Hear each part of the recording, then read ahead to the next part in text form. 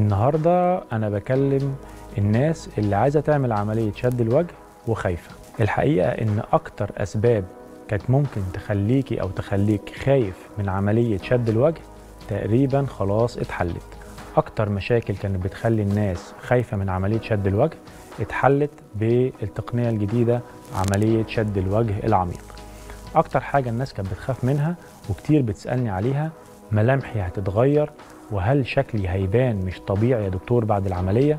وده راجع طبعا لأن هم شافوا تجارب قبل كده على بعض المشاهير اللي عملوا العملية وشكلهم فعلا اتغير للأسوأ، أو بقى ملحوظ جدا إن هم عملوا عملية شد للوجه.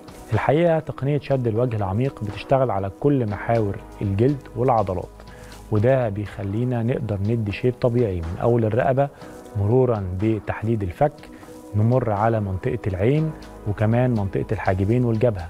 كل ده بيتعالج في عملية واحدة. أكتر حاجة تانية كانت الناس بتخاف منها في عملية شد الوجه هو الجرح بتاعها. هيبقى فيه جرح ظاهر في وشي، مش هعرف ألم شعري وأعمل شعري بونيتيل.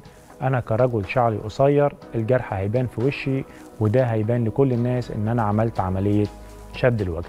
الحقيقة ده اتغير تماما لأن عملية شد الوجه العميق بتعتمد في الشد على العضلات والطبقات العميقة للوجه، وده بيخلي هو ده الأساس في الشد وهو ده الأساس في التحميل.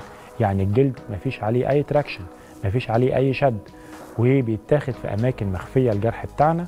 ده بيخلي الجرح غير ظاهر تماما، وبيخليك تقدر ترجع لحياتك الطبيعية بشكل كبير وبشكل من غير ما تكون متضايق من الجرح بتاع العملية اللي ما بيبقاش غالبا ظاهر عند أكتر من 95% من اللي أجروا هذه العملية. دلوقتي كمان بقى في ترند واضح قوي، هو إن أنا ببدأ العملية من سن أصغر علشان الناس ما تاخدش بالها أساسا إن أنا عملت عملية لشد الوجه.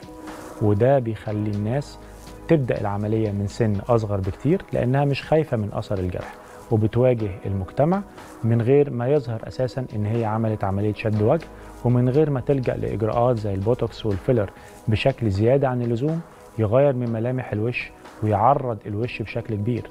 بعملية شد الوجه العميق بنوصل لشكل أكثر جمالا وأكثر أناقة.